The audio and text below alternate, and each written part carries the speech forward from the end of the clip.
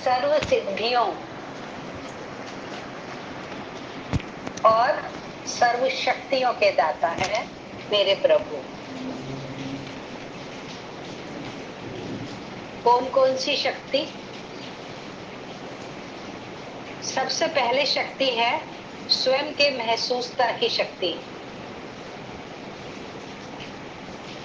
महसूसता में आता है अपनी कमी कमजोरी। जब तक अपनी कमी कमजोरी महसूस ही नहीं होती तो उसको निकालेंगे कैसे?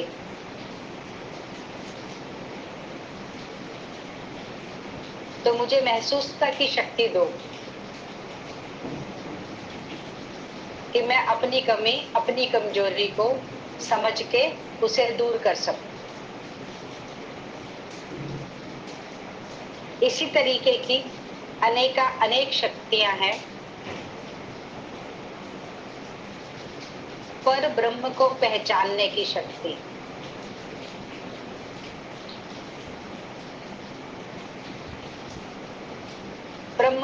पर ब्रह्म कैसा है और क्या क्या करता है? जब तक उनकी करनी का एहसास ही नहीं है कि वो क्या क्या करता है और कैसे कैसे करता है, तब तक हम उसकी करनी को अपने जीवन में यूज नहीं कर सकते।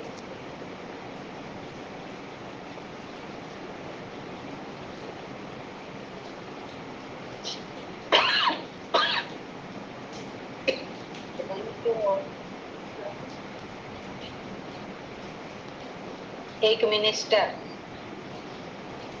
किसी गांव में गया, जहां एक स्थान पर रुका। वहां के लोगों को मिनिस्टर के पावर का ज्ञान ही नहीं था। बैठे थे भोले भंडारी बन के लोग, और मिनिस्टर से कुछ कहा भी नहीं अपनी प्रॉब्लम्स, क्योंकि मिनिस्टर की शक्तियों का उसको ज्ञान ही नहीं था। रह गया काम। बड़ी मुद्दत के बाद तो मिनिस्टर दौरे पर आया था। अब मिनिस्टर गांव के दूसरे स्थान पर गया। उन लोगों को मालूम था कि मिनिस्टर के आगे जो जो बात रख देंगे वो बात हमारी पूरी हो जाएगी। मिनिस्टर की शक्तियों का एहसास।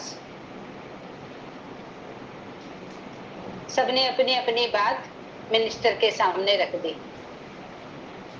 फलाना फलाना व्यक्ति ने हमारी जमीन पर कब्जा कर रखा है। हमारे जमीन तक लाइट नहीं आती है। पानी का कोई सोर्स नहीं है। हमारे ग्राम में कोई स्कूल नहीं है, बच्चों को बहुत दूर जाना पड़ता है, वगैरह वगैरह प्रॉब्लम्स मिनिस्टर के आगे रख दी। मिनिस्टर ने अपनी पावर्स से वो सारे कार्य कर दिए। दूसरा दिन दोनों बंदे, पहले वाले भी और दूसरे वाले भी, एक चौपाल पर मिले। दूसरे बंदे ने बोला, कल मिनिस्टर साहब आए थे, हमारे तो वारे न्यारे हो गए।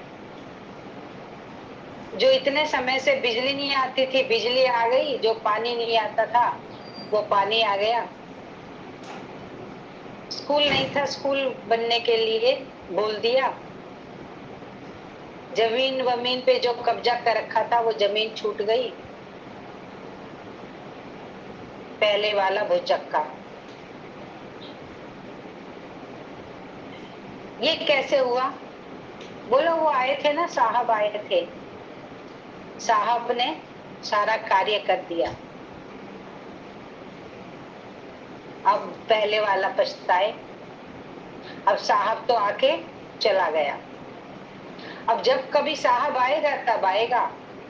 लेकिन आज साहब की शक्ति की समझ ना होने के कारण आज साहब के आने को खो दिया, खो दिया। दूसरे को मालूम था, उसने यूज कर लिया। इसी तरीके से हमारा साहिब भी रोज चक्कर लगाता है हर बच्चे के पास।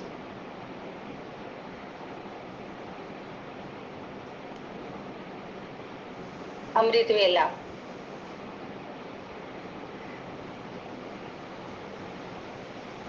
और बच्चे की प्रॉब्लम सुनता है और उसका निवारण करता है।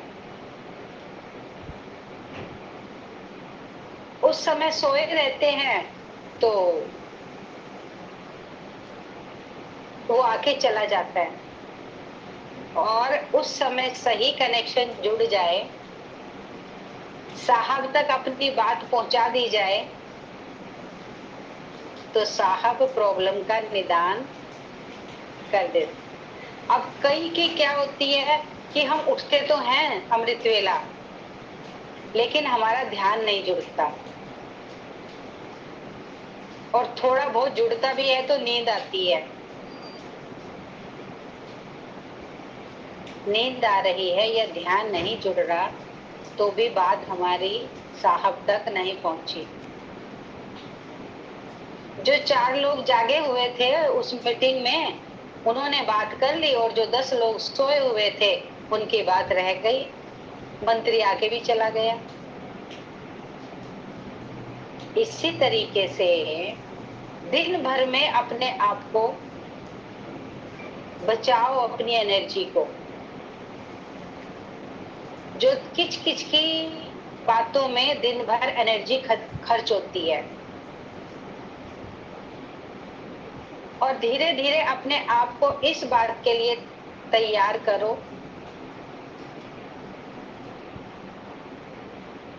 अभी भी साहिब आए हुए हैं, लेकिन अमृत वेले साहिब आएंगे।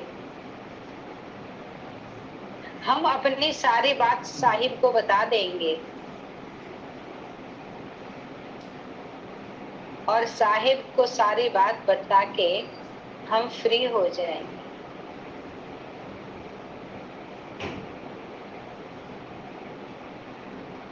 साहिब फिर उन प्रॉब्लम से मुक्त कराने का तरीका ढूंढेंगे।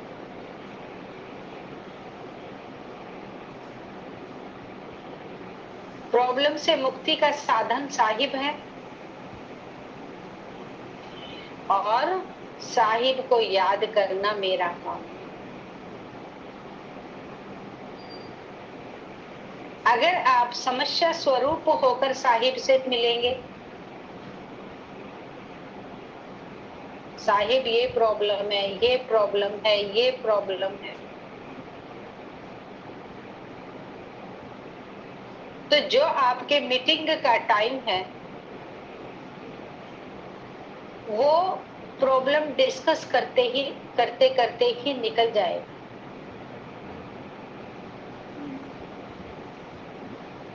और जब साहेब आए, आप चाहे साहेब के नैनों में समा जाएं,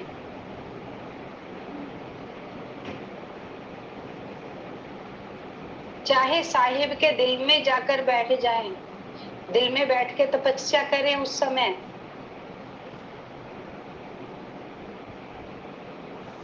और चाहे साहिब की गोद में सर रख दें।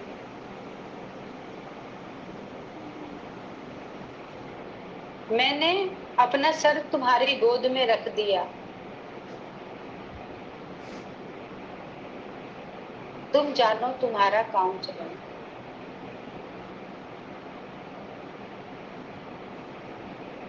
साहिब सर्वशक्तिवान है, समझो उनकी पावर्स को।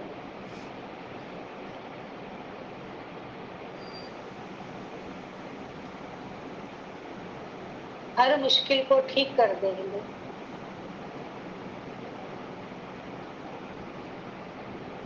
आपका काम है या तो साहिब के नैनों में समा जाओ, या साहिब के दिल में, या साहिब की गोद में। गोद में सर रखो और साहिब का हाथ आपके सर पर।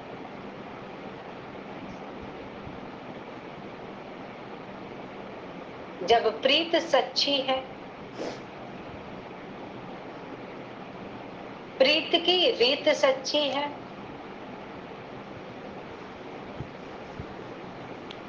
प्रीत सच्ची का मतलब है पूरा सरेंडर। अब चाहे जीना हो या मरना, अब चाहे हार हो या जीत हो, ये जरूरी क्या है कि जीत ही जीत हो।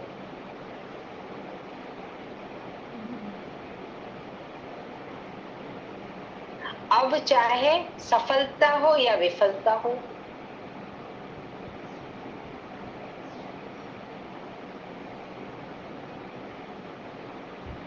मैंने अपने आप को साहिब को समर्पित कर दिया। इस बात में मत रहो कि जीतना ही जरूरी है। जब आप जीत कॉन्शियस हो जाते हो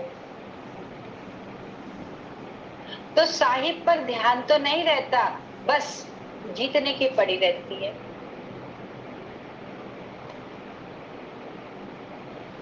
ध्यान जो पूरा पूरा साहिब पर लगना चाहिए, साहिब से शक्ति आनी चाहिए, वो शक्ति तो आती नहीं है बंधन को काटने की। बस आप क्या करते हो, ये प्रॉब्लम है, ये प्रॉब्लम है, क्या करूं, कैसे करूं।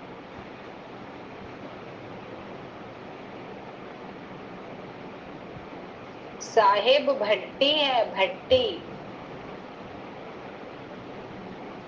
लावा।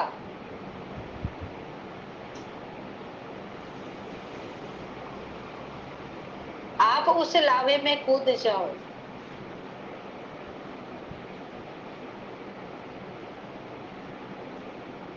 आर या पार।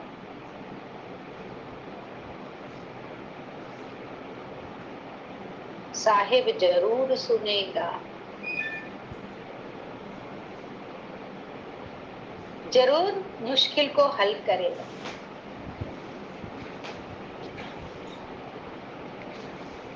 उस मुश्किल के सामने खड़े रहने की शक्ति देगा।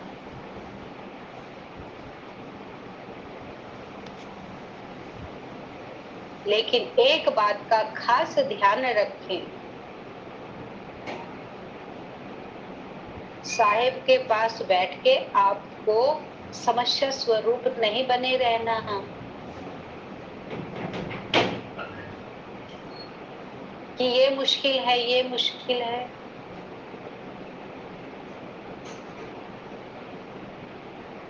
आपको साहिब को इस कदर प्रेम करना है, इस कदर साहिब में समा जाना है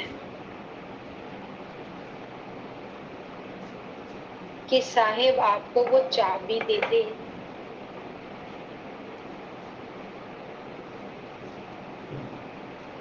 सर्व बंधनों को खोलने की चाबी है उनके पास। ऐसा कोई बंधन नहीं जिसकी चाबी ना हो, जिसका समाधान ना हो।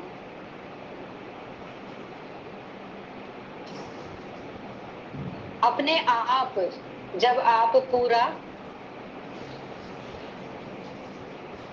समर्पित हो जाएंगे, वो अपने आप आपको उस शक्ति के पास ले जाएंगे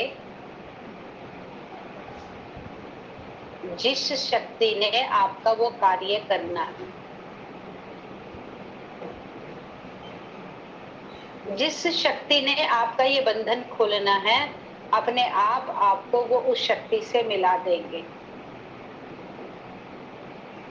आपको कोई डॉक्टर चाहिए ऐसा जो आपकी बीमारी ठीक कर सके, साहिब आपको उस डॉक्टर तक ले जाएंगे। कोई ऐसा व्यक्ति चाहिए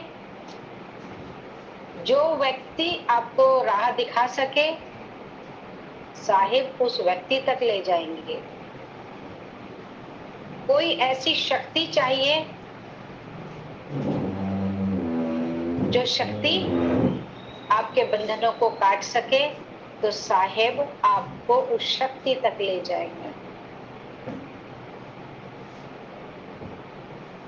लेकिन आपको एक बल, एक भरोसा रहना है।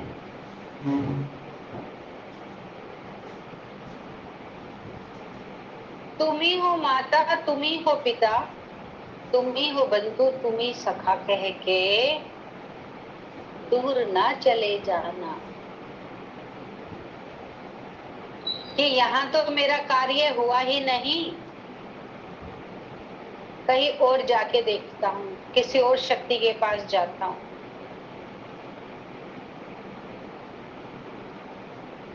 आपके कर्म का गड्ढा 10 फीट गहरा है। कोई कर्म ऐसा हो गया जिसका गड्ढा 10 फीट है, 20 फीट है, 50 फीट है, 5 फीट है। उतने फीट गड्ढे को भरने के लिए आपको उतनी मिट्टी डालनी पड़ेगी। जब तक गड्ढा पूरा भर नहीं जाएगा आपको सफलता दिखाई नहीं देगी। मिट्टी कहाँ से? कौन सी मिट्टी? निरंतर प्रभु के याद की मिट्टी उस गड्ढे में डालनी पड़ेगी।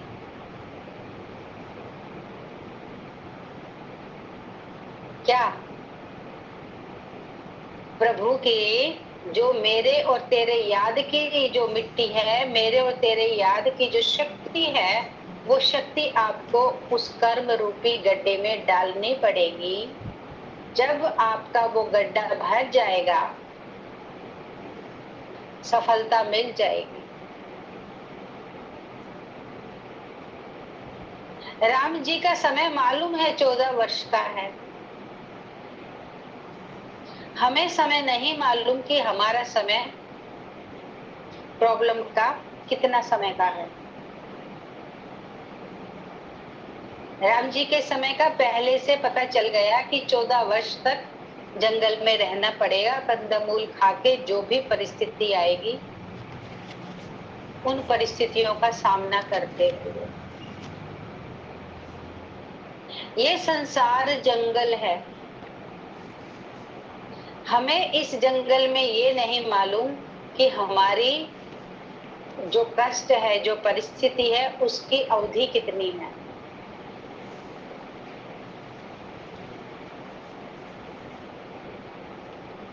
इसलिए हम परेशान हो जाते हैं।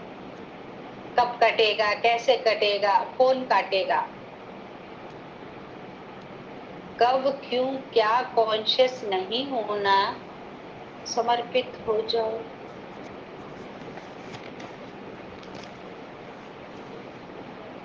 भोलेनाथ के सातों चक्र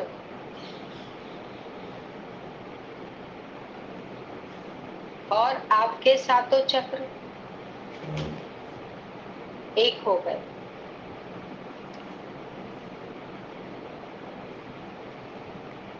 पूरा का पूरा समा जाओ, नीचे से ऊपर तक।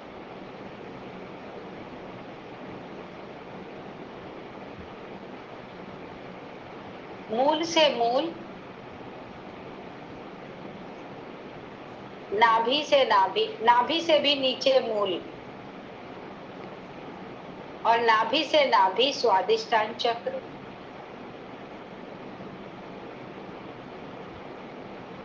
नाभि से ऊपर मणिपुर चक्र, हार्ट में अनाहत चक्र, गले में विशुद्धि, मस्तक में आज्ञा चक्र, और सबसे ऊपर टोप में सहस्त्रार चक्र। आप अपने सातों चक्र बाबा के सातों चक्रों से जोड़कर बैठ जाएं।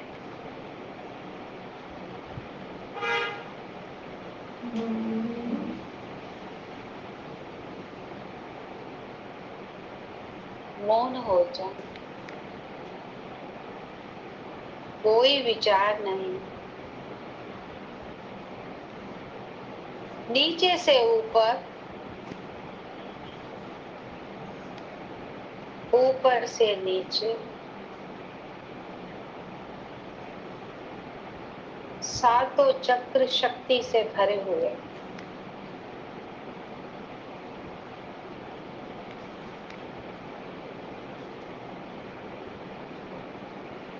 जो मेरे चक्र मिसमैनेज हैं, अनबैलेंस्ड हैं या मैले हैं,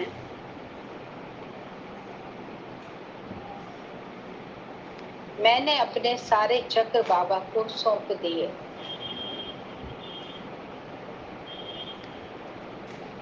अपना जीवन सौंप दिया।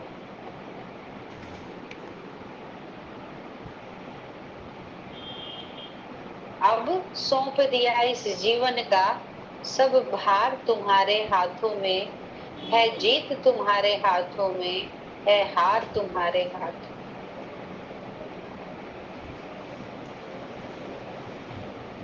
अपने दिल और अपने दिमाग से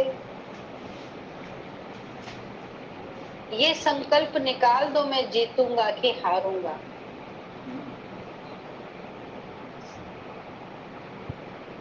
जिन परमात्मा में मैं समाया हूं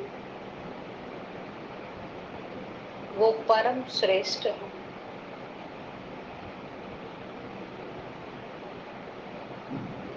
एक बच्चा क्लासरूम में बैठा है और बाह्य किसी चिंता में घुला हुआ है, उसको लेसन समझ आएगा क्या? उन्नति कर पाएगा क्या? आगे बढ़ पाएगा क्या? अगर वो किसी बात से मन में उलझा हुआ है। बच्चा बिल्कुल सुलझा हुआ है, पूरा ध्यान उसका टीचर के लेसन पर है।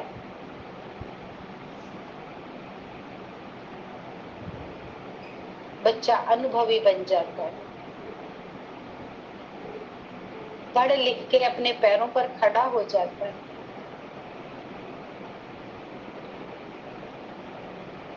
ऐसा ही समय आपका है। आपको पढ़ाने वाला कौन है?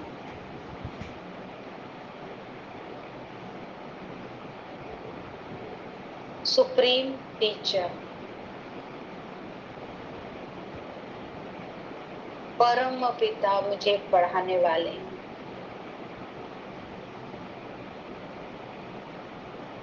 इससे ज्यादा ऊंचा टीचर मुझे मिल नहीं सकता।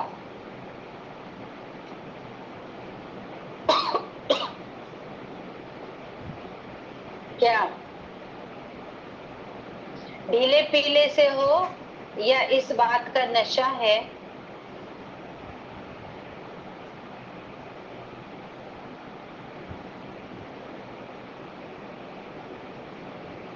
ऐसा भाग्य विधाता और मिल नहीं सकता।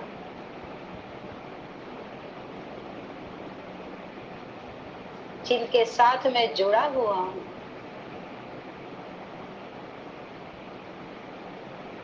जिन्होंने मेरी जीवन की डोर को संभाल रखा है,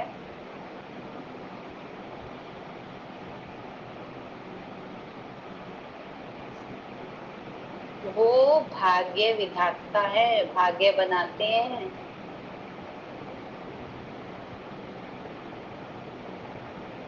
और मैं इस समय भाग्य बनाने वाली मशीन में हूं।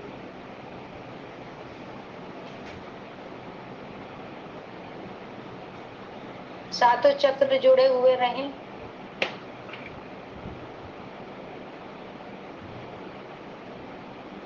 परमात्मा के जो चक्र हैं, जो मशीन है, वो क्या करती है?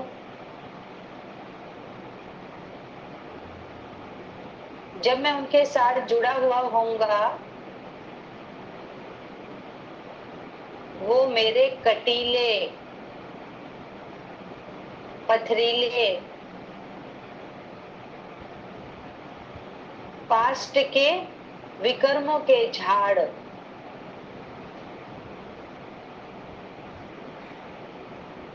काट देंगे।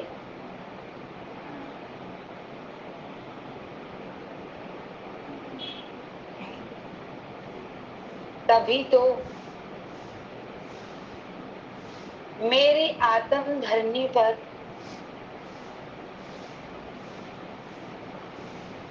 भाग्य के फूल खिलेंगे।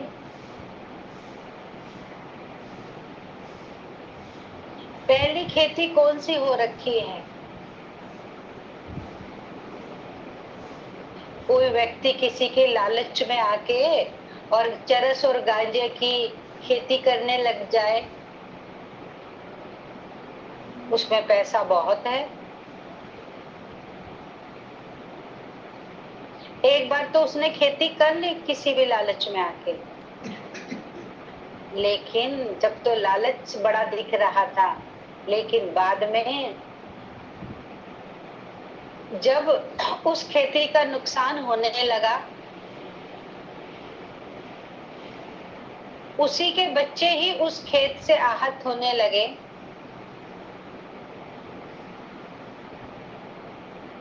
उसके ऊपर ही उन कर्मों का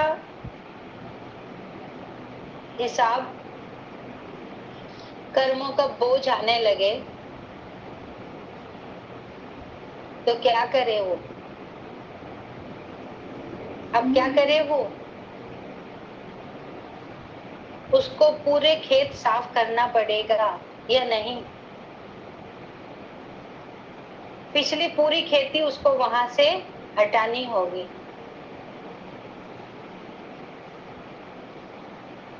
सुंदर बीज, पूरी सफाई करनी पड़ेगी हल चला के, और नए बीज बोने पड़ेंगे। नई फसल उगने का इंतजार भी करना पड़ेगा।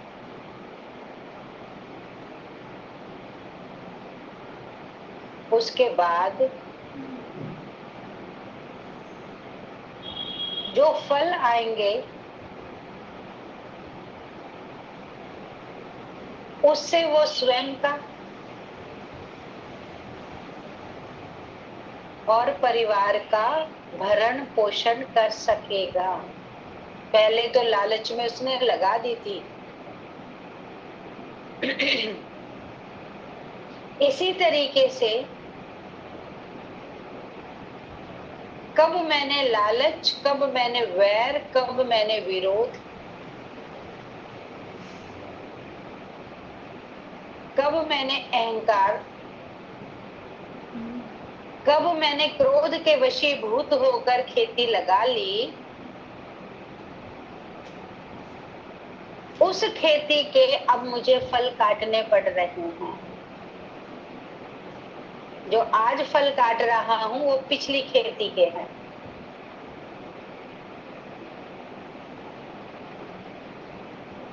ये कब हो गया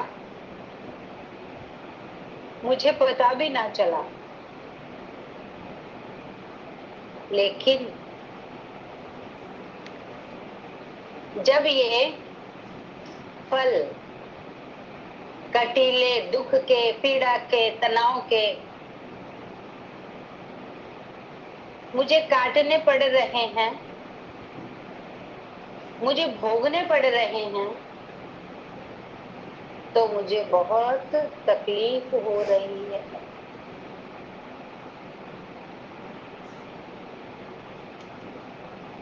और इस प्रोसेस में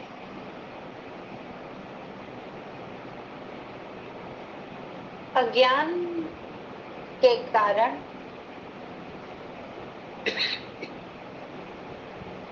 मैं और ही परमात्मा को कोसता हूं। वो तो हरी भरी खेती बनाने वाला है मालिक, वो तो सदा काल की सुंदर खेती बनाने के लिए मुझे हर समय कहता है, तैयार करता है, लेकिन मैं ही किसी भी विकार के वशीभूत होके उनकी बात सुनता नहीं हूं।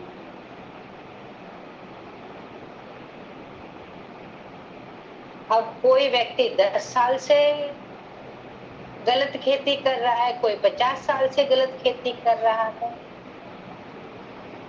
तो 50 साल से जो गलत खेती कर रहा है, 50 साल में उसने गलत काम करके जो कर्म बनाए वो काटने भी तो पड़ेंगे। वो हिसाब किताब तो चुकतू करना पड़ेगा।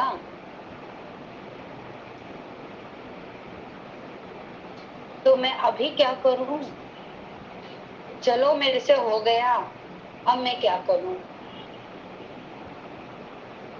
अब मुझे पूर्णतया अपने खेत बदल लेना है।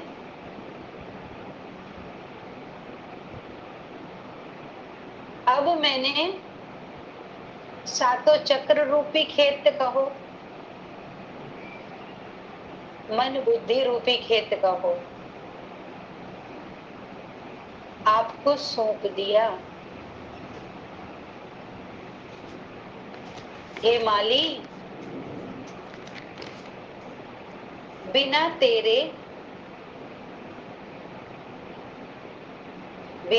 तेरे देख रेख के मैंने ना जाने कैसे कैसे बीज बो डाले। ये है महसूसता की शक्ति। किसी दूसरे को, परमात्मा को ब्लेम करने से पहले अपने आप को देखो, कब कैसे मुझसे ये बीज बोए गए जो आज मुझे काटने पड़ रहे हैं।